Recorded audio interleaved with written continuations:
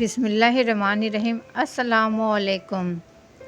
رضیہ پھلوں کے باغ میں ایک درخت کے نیچے اداس سی بیٹھی تھی کہ اچانک اس کے سر کے بالکل اوپر چڑیوں نے چہچہانا شروع کر دیا۔ اس نے جلدی سے سر اٹھا کر اوپر دیکھا، جہاں درخت کی شاخوں کے درمیان چڑیا نے اپنا گھونسلہ بنایا ہوا تھا، جس میں شاید چڑیا کے انڈے یا بچے تھے۔ ایک کالا سا سانپ شاخوں پر جھولتا ہوا اس گھونسلے تک پہنچنے کی کوشش کر رہا تھا۔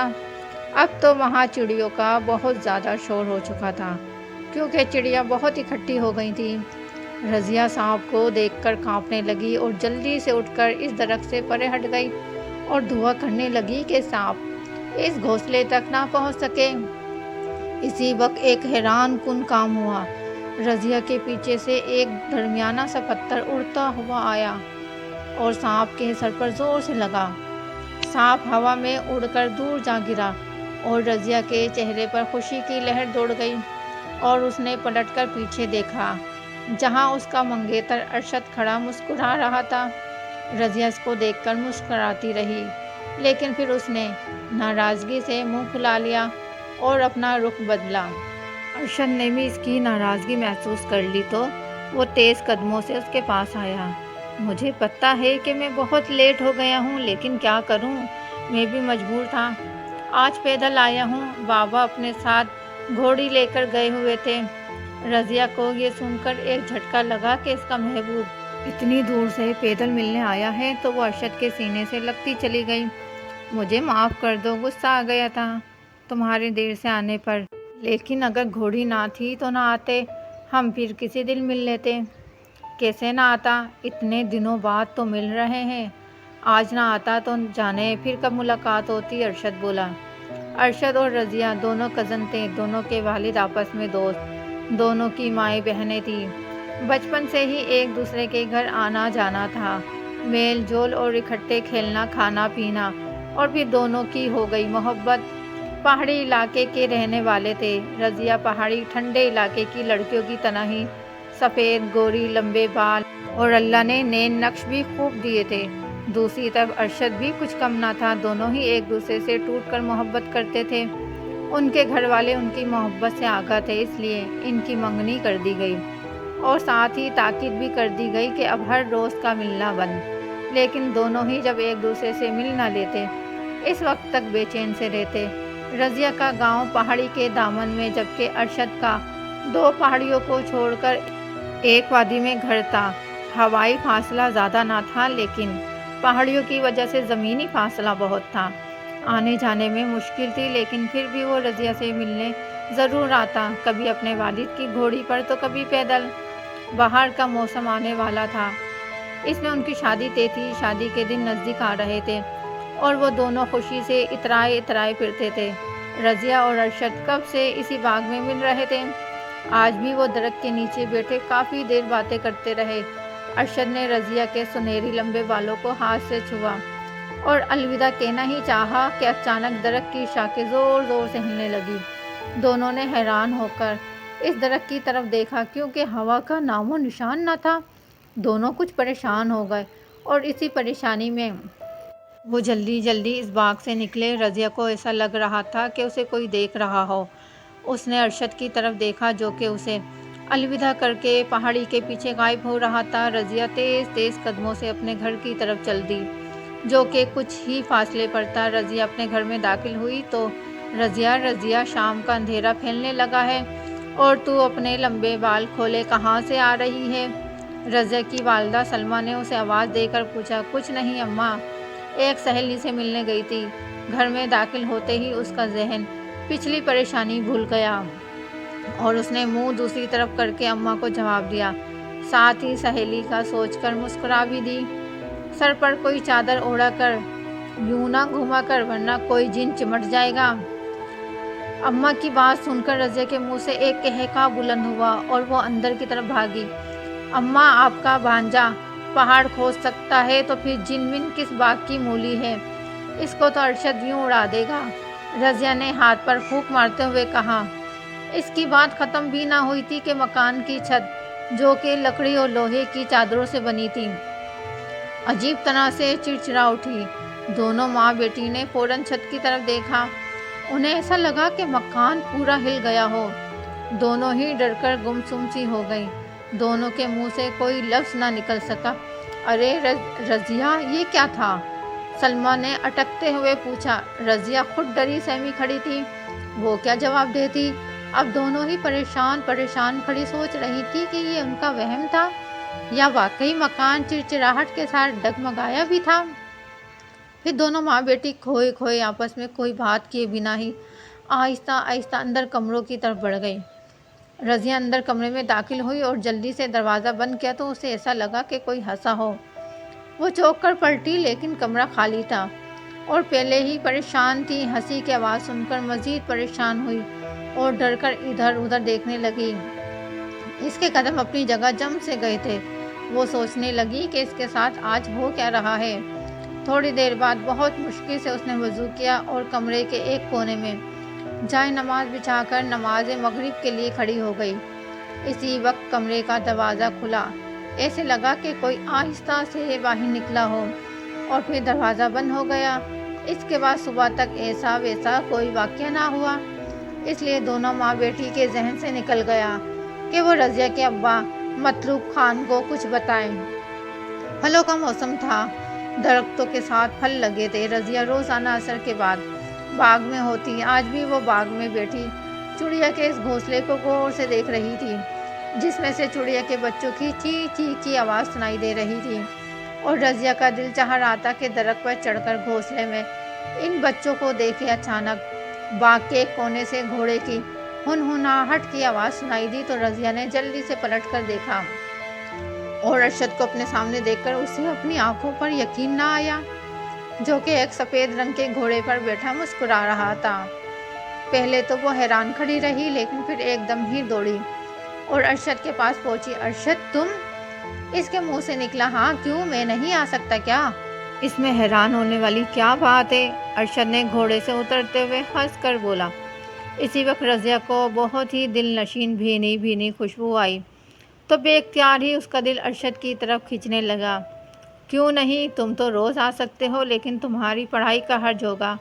سنا ہے کہ وکالت بہت ہی مشکل ہوتی ہے، رضیہ نے کھوئے انداز سے کہا، کیونکہ ارشد کے پاس سے آئی خوشبو کی مہک اسے محسور کر رہی تھی۔ کچھ مشکل نہیں، بس آخری دن ہے اور اس کے بعد۔ ارشد نے بات ادھوری چھوڑ دی، جسے سمجھ کر رضیہ شرمانے لگی۔ پھر اس نے گھوڑے کی طرف دیکھتے ہوئے پوچھا، چھوڑو، یہ بتاؤ کہ اتنا خوبصورت گھوڑا کس کا ہے؟ بابا کو کسی دوست نے تحفہ دیا تو انہوں نے مجھے دے دیا، کیونکہ انہیں پتہ ہوگا کہ میں تم سے ملنے کے لیے آتا رہتا ہوں۔ مغرب سے کچھ دیر پہلے جبکہ وہ آپس میں پیار بھری باتیں کر رہے تھے تو ارشد نے کہا، رضیہ چلو تمہیں میں اپنے گھوڑے پر سیر کرا لاؤں۔ رضیہ نے شرماتے ہوئے سر کو نہ میں ہلایا۔ اگر کسی نے دیکھ لیا تو؟ ارشد نے اس کی آنکھوں میں آنکھیں ڈالتے ہوئے اسے ہاتھ سے پکڑ کر اٹھا لیا، آگے خود پیچھے رضیہ کو بٹھا لیا۔ رضیہ چپ چاپ بیٹھ گئی، جیسے کسی نے اسے ہپناٹائز کر دیا ہو۔ ارشد سے آتی خوشبو نے اسے ہوش سے بیگانہ کر دیا اور اس نے ارشد کی کمر کے گرد اپنے بازو مضبوطی سے لپیٹ لیے۔ ارشد نے گھوڑے کو ایڑ لگائی، گھوڑا دوڑنے لگا۔ رضیہ کو ایسا لگ رہا تھا کہ گھوڑا ہوا میں اڑ رہا ہو۔ مغرب سے پہلے انہوں نے کتنے ہی پہاڑوں کی سیر کر لی اور ایک ندی سے ٹھنڈا پانی بھی پیا۔ رضیہ کو بہت ہی لطف آ رہا تھا اور پھر عین اذان کے وقت ارشد نے اسے گھر سے کچھ فاصلے پر پہاڑی کے دامن میں چھوڑا اور خود اس کی طرف دیکھتے ہوئے گھوڑے کو دوڑاتا پہاڑ پر چڑھ کر دوسری طرف اتر گیا۔ رضیہ نے بھی اسے الوداعی انداز میں ہاتھ ہلایا اور گھر کی طرف چل دی۔ اس کے دل میں آج کی اس گھوڑے پر سیر اور وہ بھی ارشد کے ساتھ سوچ کر میٹھی میٹھی خود بت سی ہو رہی تھی۔ اور پھر یہ سلسلہ چل پڑا۔ ارشد ہر روز عصر کے بعد آ جاتا اور پھر وہ دونوں پہاڑوں، ندیوں اور وادیوں کی سیر کرنے نکل جاتے۔ رضیہ کو اب ہر پل ارشد کا شدت سے انتظار رہنے لگا۔ جب وہ ارشد کے ساتھ گھوڑے پر بیٹھتی تو اسے بہت ہی اچھا لگتا۔ وہ بہت خوش رہنے لگی تھی۔ آج کل ہماری بیٹی بہت خوش نظر آتی ہے، کہیں نظر نہ لگ جائے کسی کی۔ رضیہ کے ابا مطلوب خان نے ایک شام بیٹی کو چہرے پر خوشی سجائے گھر میں داخل ہوتے دیکھ کر کہا۔ ابا کی بات سن کر رضیہ کا چہرے پر ایک رنگ سا گزر گیا۔ شادی جو نزدیک آ رہی ہے ہماری بیٹی کی، سلمیٰ بی بی نے وضو کر کے قریب آتے ہوئے کہا، اور رضیہ ماں کی بات سن کر اندر بھاگ گئی۔ سن او بھلیے، ایک ہی اولاد ہے ہماری، وہ بھی چلی جائے گی اور تو خوش ہو رہی ہے؟ مطلوب خان نے اداس لہجے میں کہا۔ رضیہ کے ابا، بیٹیاں تو دینے کی چیز ہوتی ہیں، بس دعا کرو کہ مقدر اچھا ہو اور وہاں جا کر خوش و خرم رہے۔ مطلوب نے اپنی بیوی کی بات پر سر ہلا دیا۔ رضیہ اور ارشد کو گھوڑے کی سیر کرتے 1 ماہ ہونے کو آیا تھا۔ ادھر باغ میں پھل پک چکے تھے اور درختوں سے اتارے جا رہے تھے۔ مطلوب خان خود اس کام کی نگرانی کر رہے تھے، کبھی کبھی رضیہ بھی ان کے ساتھ ہوتی۔ ان دنوں جب تک پھل اترتے رہے ارشد نہ آیا، رضیہ کو شدت سے اس کا انتظار رہتا اور اس کے نہ آنے پر اس کا دل بہت اداس رہتا۔ جس دن پھلوں کو اتارنے اور لے جانے کا کام مکمل ہوا، اسی شام ارشد اپنے گھوڑے کے ساتھ حاضر ہوا۔ رضیہ اسے دیکھ کر خوش ہوئی، لیکن نہ آنے کے شکوے گلے بھی کیے، جنہیں ارشد نے ہنس کر سنا اور مسکراتا رہا۔ آؤ آج تمہیں میں اس پہاڑ کی چوٹی پر لے چلوں، جہاں سے تم دور دور تک پھیلی ان حسین وادیوں کو دیکھ سکو گی۔ ارشد نے رضیہ کو باہوں میں بھرتے ہوئے برف سے ڈھکی چوٹی کی طرف اشارہ کر کے پوچھا۔ رضیہ اس کے اس انداز سے شرما گئی اور سوچنے لگی کہ اس سے پہلے تو ارشد ایک حد میں رہتا تھا، ان دنوں وہ کچھ زیادہ ہی قریب آ رہا ہے۔ لیکن ارشد، وہ چوٹی تو بہت دور ہے، ہم وہاں تک نہیں جا سکتے۔ رضیہ نے بے چین ہو کر کہا، یہ جو میرا گھوڑا ہے نا، بس دیکھتے ہی دیکھتے ہمیں وہاں پہنچا دے گا۔ ارشد نے رضیہ کی آنکھوں میں پیار سے دیکھتے ہوئے کہا۔ تب رضیہ کچھ نہ بول سکی، بلکہ وہ جیسے ارشد کی آنکھوں کے ٹرانس میں آ گئی، اور پھر کچھ ہی ساعت میں وہ دونوں گھوڑے پر بیٹھے ہوا میں جیسے اڑے چلے جا رہے تھے۔ اس چوٹی کی سیر کر کے رضیہ کو ٹھنڈ لگ گئی، اس لیے اس نے ارشد سے جلدی واپس چلنے کا کہا۔ جب وہ گھر پہنچی تو دروازے پر ہی اس کی ماں اس کا انتظار کر رہی تھی۔ رضیہ اپنی ماں کو دروازے پر دیکھ کر ٹھٹک گئی اور اسے کسی گڑبڑ کا احساس ہوا۔ رضیہ، کہاں تھی تم؟ سلمیٰ نے رضیہ کو آتا دیکھ کر گھر کے اندر چلی گئی اور پیچھے رضیہ کے داخل ہوتے ہی غصے سے کہا، اماں، تمہیں پتہ تو ہے کہ میں ہر شام باغوں کی طرف چلی جاتی ہوں۔ رضیہ نے ڈرتے ڈرتے جواب دیا، کون سے باغ میں تھی؟ ہم نے تو سارے باغ اور تمہاری سہیلیوں کے گھر تک دیکھ لیے، لیکن تم نہ تھی۔ آج ارشد اور اس کے گھر والے شادی کی تاریخ رکھنے آئے تھے، ارشد بھی ہمارے ساتھ ہی تمہیں دیکھتا رہا۔ رضیہ کی ماں بہت کچھ کہتی رہی، لیکن رضیہ تو ارشد کا سن کر چکرانے لگی تھی۔ یہ کیسے ہو سکتا تھا کہ ارشد اس کے ساتھ بھی ہو اور گھر میں بھی؟ اسی وقت مطلوب خان بھی اندر سے برآمد ہوئے، جو کہ نماز کو جانے کے لیے نکلے تھے۔ رضیہ کی ماں، اپنی بیٹی کو سمجھا دو کہ اس کا نکلنا بہت زیادہ ہو گیا ہے، اسے کم کرے، یہ نہ ہو کہ اس کے باہر جانے پر پابندی لگا دوں۔ رضیہ کا دماغ سن ہو گیا اور وہ گھر کے صحن میں گرتی چلی گئی۔ اس کے والدین اس کی طرف بھاگے، لیکن وہ زمین بوس ہو چکی تھی اور بے ہوش بھی۔ رضیہ کے گرتے ہی اس کے والدین کی پریشانی سے جیسے ہاتھ پاؤں پھول گئے۔ انہوں نے بڑی مشکل سے سنبھالتے ہوئے رضیہ کو اندر کمرے میں چارپائی پر لٹا دیا۔ ایک الو نہ جانے کب سے گھر کے سامنے درخت پر بیٹھا اپنی بڑی بڑی گول آنکھوں سے ان کی طرف گھور رہا تھا، اور جب رضیہ کو اس کے والدین اندر لے گئے تو اس نے اڑان بھری اور اسی کمرے کی کھڑکی میں جا بیٹھا، جہاں اندر چارپائی پر رضیہ پڑی تھی، اور اس کے والدین اس کو آوازیں دیتے ہوئے اس کے منہ پر پانی کی چھینٹیں مار رہے تھے۔ رضیہ کو ہوش آ گیا، اس کا چہرہ کھڑکی ہی کی طرف تھا۔ آنکھیں کھولتے ہی اس کی نظر الو کی نظروں سے ٹکرائی۔ الو کی آنکھوں میں دیکھتے ہوئے وہ گم سم سی ہو گئی۔ اسی وقت الو اسے گھورتے ہوئے ہوا میں اڑ کر بلند ہو گیا تو رضیہ جیسے ٹرانس سے نکلی اور اس نے ادھر ادھر کمرے میں حیرت سے دیکھا۔ رضیہ، رضیہ بیٹی، تمہیں کیا ہو گیا تھا؟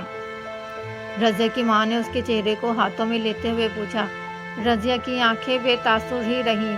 الو نے اڑتے ہوئے فضا میں ایک چکر لگایا اور پھر تیزی سے واپس نیچے کی طرف آیا اور سیدھا اس کھڑکی سے آ ٹکرایا، اور اتنا تیزی سے ٹکرایا کہ یوں لگا جیسے کھڑکی کا شیشہ توڑ کر اندر گھس جائے گا، لیکن کھڑکی کے ساتھ ٹکراتے ہی وہ اچانک غائب ہو گیا۔ پھر روشنی کی ایک چھوٹی سی کرن پلک جھپکتے ہی رضیہ سے ٹکرائی اور اس کے جسم میں سرایت کر گئی۔ اسی وقت رضیہ اپنی ماں کی طرف دیکھ رہی تھی۔ اسے ہلکا سا جھٹکا لگا اور پھر اس کی آنکھیں سرخ ہو گئیں۔ اس کی ماں اچانک اس تبدیلی پر جھٹکا کھا کر پیچھے ہٹی۔ رضیہ کے والد سامنے کھڑے رضیہ ہی کی طرف دیکھ رہے تھے۔ وہ بھی رضیہ کی آنکھوں کو دیکھ کر پریشان ہو گئے۔ انہوں نے جلدی سے آگے بڑھ کر رضیہ کا ہاتھ پکڑا ہی تھا کہ رضیہ نے زور کا دھکا دیا، جس سے اس کے والد ہوا میں جیسے اڑ کر دیوار سے جا ٹکرائے۔ رضیہ کے اس عمل پر دونوں ہی حیران رہ گئے، کیونکہ اس دھان پان سی لڑکی میں اتنا زور کہاں سے آیا؟ اس نے اپنے مضبوط باڈی کے والد کو ایک ہی دھکے سے پرے پھینک دیا۔ سلمیٰ بی بی بیٹی کو چھوڑ کر اپنے شوہر کی طرف لپکی، جو کہ دیوار سے ٹکرا کر کمرے کے فرش پر سے اٹھنے کی کوشش کر رہے تھے۔ سلمیٰ نے ان کو اٹھنے میں مدد دی۔ اٹھنے کے بعد دونوں ہی نے رضیہ کی طرف دیکھا، جس کے بال کھل کر بکھرے ہوئے تھے اور اس کا چہرہ بڑا بھیانک ہو رہا تھا۔ مطلوب خان سیانہ آدمی تھا، وہ سمجھ گئے اور بیوی کو پکڑ کر باہر کی طرف لے جانے لگے، لیکن بیوی اپنے آپ کو ان سے چھڑانے کی کوشش کرنے لگی۔ نہیں میری بچی! ان کے منہ سے ڈرے ڈرے لفظ برآمد ہو رہے تھے۔ مطلوب خان انہیں بڑی مشکل سے لے کر کمرے سے نکل گئے۔ ادھر وہ دونوں باہر نکلے، ادھر ٹھک دروازہ خود بخود بند ہو گیا اور اندر سے کنڈی بھی چڑھ گئی۔ مطلوب خان نے اپنے حواس مجتمع رکھے اور اپنے ہاتھوں سے بیوی کو پانی پلایا، ساتھ ہی دلاسا بھی دیا اور بولے، تم ادھر ہی باہر بیٹھو، اس طرف جانے کی کوشش مت کرنا، میں ابھی جا کر نہر والے بابا جی کو لے کر آتا ہوں۔ معاملہ بہت ہی گمبھیر لگ رہا ہے۔ سلمیٰ بی بی بھی اس وقت تک کچھ سمجھ چکی تھی۔ ان کے دل میں ہول سے اٹھ رہے تھے۔ بیٹی کی شادی نزدیک تھی، رضیہ پر کوئی ہوائی اثر ہو گیا تھا۔ مطلوب خان نہر والے بابا کو اپنے ساتھ ہی لے آئے۔ بابا بہت مانے ہوئے عامل تھے۔ جب وہ گھر میں داخل ہوئے تو انہیں اس گھر میں کسی سائے کا احساس ہو گیا۔ ادھر ادھر دیکھتے ہوئے بابا کے منہ سے نکلا، جلدی سے پانی کا ایک گلاس لے آؤ۔ بابا نے رضیہ کے کمرے کے دروازے کو گھورتے ہوئے بلند آواز سے کہا۔ مطلوب خان شیشے کے صاف گلاس میں جلدی سے پانی لے آئے اور بابا دروازے کے سامنے ہی کمرے کے باہر بیٹھ گئے اور اپنے سامنے تپائی پر پانی کا گلاس رکھ کر کچھ پڑھنے لگے۔ بابا کو پڑھتے ہوئے کچھ ہی دیر ہوئی تھی کہ اچانک کمرے کی کنڈی کھلنے کی آواز سنائی دی اور پھر دروازہ کھول کر رضیہ جھومتی ہوئی برآمد ہوئی۔ وہ بابا کی طرف سرخ انگارہ آنکھوں سے دیکھ رہی تھی، لیکن بابا پڑھنے میں مصروف رہے۔ آہستہ آہستہ وہ بابا کے سامنے آ ٹھہری۔